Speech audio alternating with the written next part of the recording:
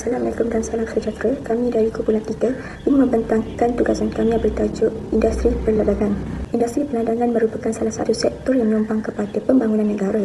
Justru itu, minyak kelapa sawit ini adalah salah satu penyumbang dalam sektor perdagangan yang mana ia juga telah menjadi penyumbang utama kepada pertumbuhan keluaran dalam negara kasar KDNK. Menurut laporan utusan 2005 mendapati bahawa Malaysia ini mencatatkan nilai ekspor minyak sawit yang berjumlah RM40.1 bilion dalam tempoh Januari sehingga Ogos 2023 dengan kuantiti ekspor sebanyak 9.66 tang. Terdapat 4 isu yang terdiri daripada buruh dan pekerja asing, pencemaran alam sekitar, ketidakstabilan harga komoditi dan ketidakcekapan pengurusan sisa berpecah. Isu yang pertama adalah buruh dan pekerja asing yang mana kerajaan Malaysia kekurangan tenaga kerja tempatan yang menyebabkan ia berlaku peningkatan pengambilan tenaga kerja asing. Yang kedua adalah isu pencemaran alam sekitar yang mana industri perdagangan sering berlaku pencemaran efluen yang bermaksud air buangan yang terhasil daripada sebarang aktiviti pemprosesan industri yang mengandungi bahan pencemar fizikal, kimia atau biologi yang boleh menjejaskan kualiti persekitaran air. Yang ketiga adalah ketidakstabilan harga komoditi yang mana ia bukan sahaja menjejaskan pendapatan pekebun kecil dan pengusaha dan malah ia juga memberi impak kepada kestabilan ekonomi secara keseluruhan. Yang keempat adalah ketidakcekapan pengurusan sisa berpecah yang mana menurut Nurul Husna Mahmud 2005 mendapati bahawa industri minyak sawit menghadapi pelbagai cabaran alam sekitar dan yang paling ketara adalah pengurusan sisa berpecah yang tidak cekap. Seterusnya 2.0 iaitu suratan literature. Isu yang pertama ialah isu buruh dan pekerja asing. Kajian yang pertama ialah oleh Maria Berghaus 2021. Kajian ini menunjukkan bahawa perkembangan industri sawit di Malaysia telah menyebabkan pekerja migrasi dipelotasi secara berlebihan, menyebabkan pekerja mendapat gaji rendah, waktu kerja yang panjang dan hak asasi perlindungan tiada. Yang kedua oleh Anwar Akhmar 2024. Kajian ini turut mendedahkan beberapa isu kritikal yang dihadapi oleh golongan ini seperti beban hutan akibat iuran pengambilan kerja, sekatan terhadap kebebasan bergerak serta bentuk eksploitasi tersembunyi yang menjejaskan kesejahteraan mereka. Yang ketiga ialah oleh MPOB 2024. Kebergantungan yang tinggi terhadap tenaga buruh asing ini turut menimbulkan beberapa implikasi jangka panjang yang membimbangkan. Antaranya termasuk aliran keluar wang ke negara asal pekerja yang memberi kesan terhadap ekonomi domestik, berlakunya ketegangan budaya dan sosial antara komuniti setempat dengan pekerja asing. Seterusnya, isu yang kedua ialah isu pencemaran alam sekitar oleh Wan Muhammad Jaafar 2020. Dapatan menunjukkan bahawa tanah gambut yang kaya dengan karbon melepaskan sejumlah besar gas rumah kaca.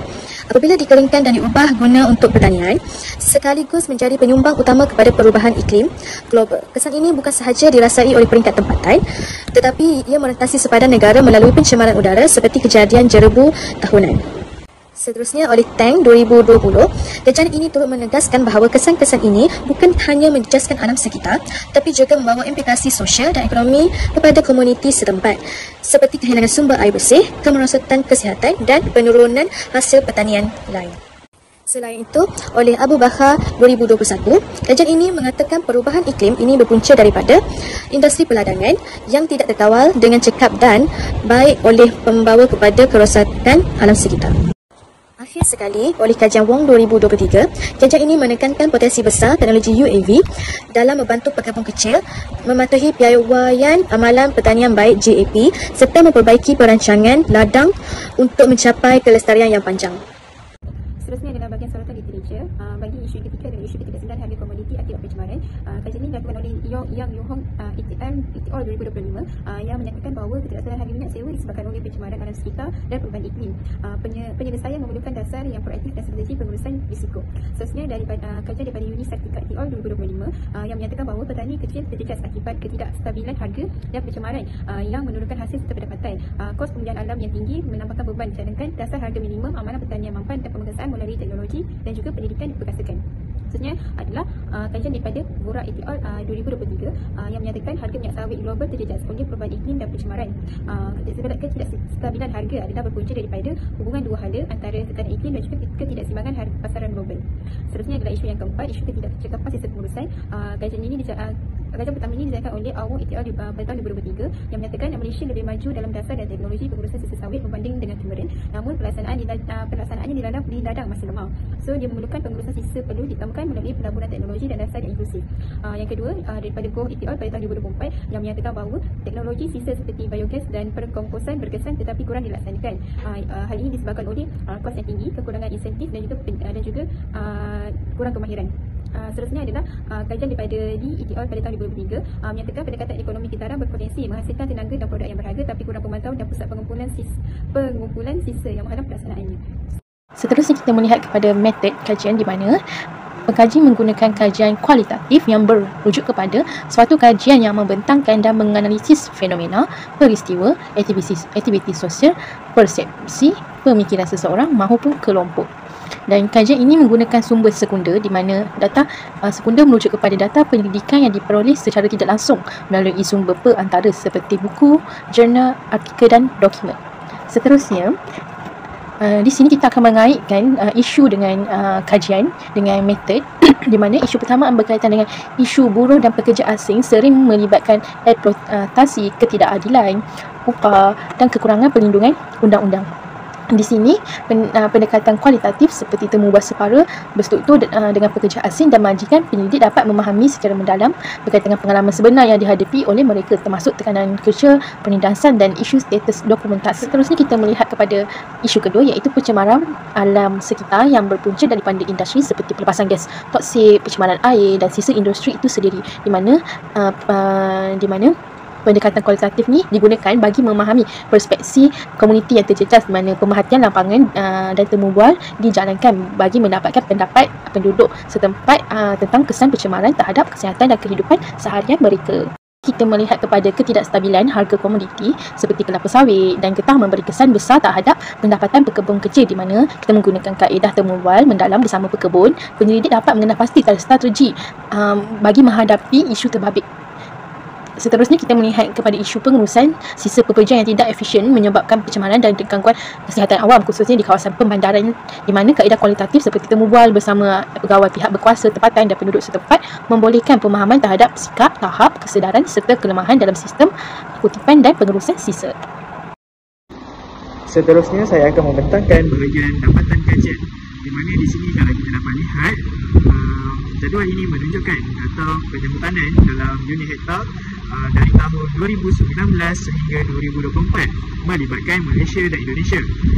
Di Malaysia kita dapat lihat trend penurunan yang konsisten dari 120,000 hektar pada tahun 2019 menurun kepada 80,000 hektar pada tahun 2024. Di Indonesia walaupun berlaku penurunan yang ketara daripada 465,000 hektar kepada 250,000 hektar, jumlah keseluruhan penyemputanan masih sangat tinggi. Ini menunjukkan bahawa meskipun terdapat usaha pemeliharaan dan kawal sedia, aktiviti peladangan masih menjadi faktor utama kehilangan hutan, terutamanya di Indonesia. Oleh itu, langkah yang lebih agresif dan bersepadu diperlukan bagi menangani isu penjemputan dan pengekalan ekosistem hutan tropikal. Seterusnya, berkaitan dengan pencemaran air akibat satu peladangan. Berdasarkan jadual antara Malaysia dan Indonesia, kita dapat lihat bahawa kedua-duanya menunjukkan trend peningkatan peratusan pencemaran sungai akibat aktiviti peladangan. Di Malaysia, kadar pencemaran meningkat dari 28% pada tahun 2019 kepada 33% pada tahun 2024. Manakala Indonesia pula, kadar peningkatan daripada 35% kepada 41% dalam tempoh yang sama. Ini menunjukkan bahawa aktiviti peladangan memberi impak yang signifikan kepada kualiti air sungai. Dan kadar pencemaran di Indonesia adalah lebih tinggi berbanding Malaysia setiap tahun. Kesimpulannya, aktiviti ini menunjukkan keperluan kepada kawal selia, sektor peladangan serta melaksanakan pengurusan sisa dan penggunaan bahan kimia yang lebih lestari untuk memastikan sumber air terus tidak terancam. Akhir sekali adalah berkaitan dengan pelepasan karbon akibat industri peladangan, khususnya di sektor ternakan di rantau ASEAN. Berdasarkan data ini, kita dapat lihat bahawa pelepasan metana meningkat daripada 42 juta tan CO2e pada tahun 2019 kepada 48 juta pada tahun 2024. Kenaikan ini mencerminkan trend peningkatan aktiviti peternakan yang menyumbang kepada pelepasan gas rumah hijau. Metana merupakan gas yang jauh lebih bahaya berbanding dengan karbon dioksida dalam jangka masa pendek. Oleh itu, pengurusan sistem Oleh itu, pengurusan sistem ternakan, sistem pemakanan haiwan dan teknologi masa alam amat penting bagi memurahkan pelepasan ini. Kesimpulannya, industri pelarangan bukan sahaja memberi kesan kepada air, hutan, malah turut menyumbang kepada perubahan iklim global. Sekian, terima kasih. Assalamualaikum, saya Siti Midah binti Muhammad, S67830.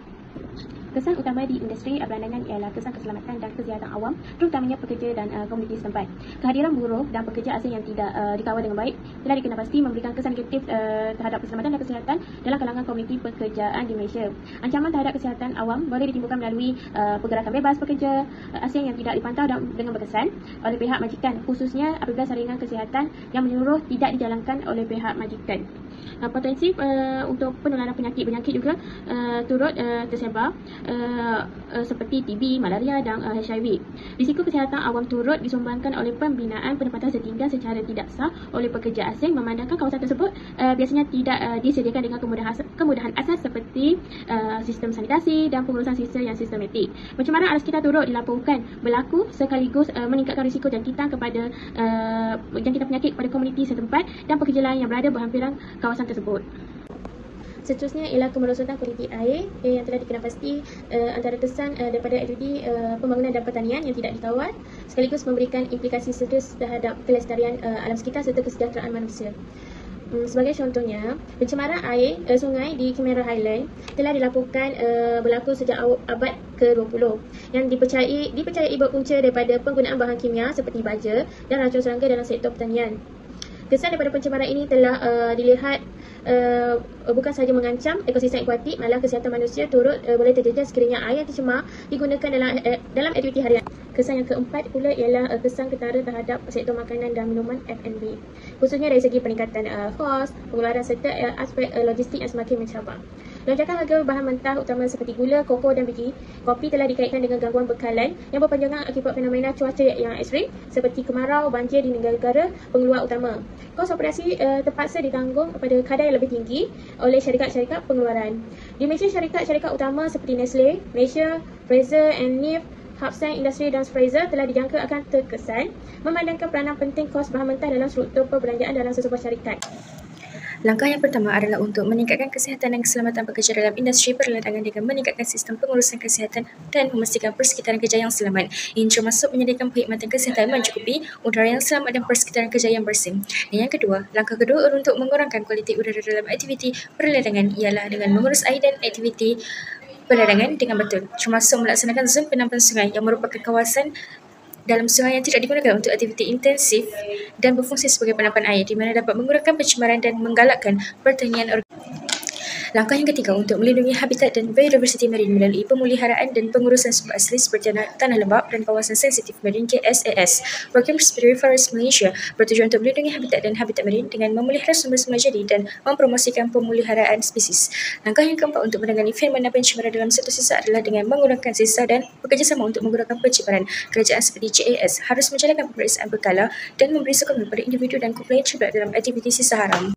Langkah terakhir untuk menangani penipisan ozon daripada aktiviti perindustrian dengan mengurangkan penggunaan bahan api fosil dan mengurangkan degradasi ozon melalui penipisan ozon ODS dan penyingkiran bahan kimia yang menyebabkan ozon. Teknologi alternatif seperti biokomposit, baja berasaskan tumbuhan dan baja baharu sedang digunakan untuk mengurangkan penipisan ozon dan melindungi alam sekitar. Analisis SWOT. Analisis SWOT terdapat 4 elemen, iaitu kekuatan, kelemahan, peluang dan ancaman. Kelemahan, industri perlandangan menyumbang secara langsung kepada pencemaran udara melalui pembakaran terbuka sisa pertanian. Pembakaran terbuka merupakan amalan tradisional yang dilakukan oleh petani selepas musim penuaian sebagai kaedah pembersihan tanah untuk tanaman baru. Aktiviti ini melepaskan toksik seperti karbon monoksida dan jelaga ke atmosfera yang boleh menyebabkan gangguan kesihatan seperti sakit kepala, loya dan penyakit pernafasan. Selain itu, penggunaan racun perosak dan baja kimia secara berlebihan menghasilkan pelepasan amonia dan hidrogen sulfida iaitu gas yang berbahaya yang bukan sahaja mencemar udara tetapi turut menjejaskan kesihatan komuniti sekitar serta menyumbang kepada pembentukan aerosol yang menyebabkan penyakit paru-paru dan jantung. Peluang dalam analisis SWOT memberi peluang kepada industri perlandangan untuk beralih kepada amalan pertanian yang lebih lestari. Yang kedua, meningkatkan permintaan global terhadap produk pertanian organik dan bebas bahan kimia. Dan yang ketiga, dasar kerajaan seperti dasar agrofood negara dan insentif untuk amalan pertanian mampan boleh dimanfaatkan oleh pemain industri. Ancaman dalam analisis SWOT berdepan tekanan daripada komuniti antarabangsa, khususnya dalam isu kelistrian dan larangan import produk berkaitan pembalakan haram. Yang kedua, perubahan iklim menyebabkan cuaca ekstrim seperti kemarau dan banjir dan yang menjejaskan hasil tanaman. Dan yang ketiga, penolakan sosial tercetus apabila mendapat tekanan daripada NGO alam sekitar terhadap kesan negatif industri perladanan. Kesimpulannya, industri perdagangan khususnya kelapa sawit memainkan peranan yang sangat penting dalam menjana pertumbuhan ekonomi negara. Walau bagaimanapun, industri ini turut berdepan dengan pelbagai cabaran yang kompleks seperti ketidakstabilan harga komoditi, kekurangan tenaga buruh, pencemaran alam sekitar serta pengurusan sisa pekerjaan yang tidak cekap. Oleh itu, kerajaan dan sektor swasta perlu bekerjasama dalam memperkenalkan insentif kepada pengusaha lada yang mengamalkan pengurusan sisa bersepadu dan penggunaan input pertanian yang lebih selamat.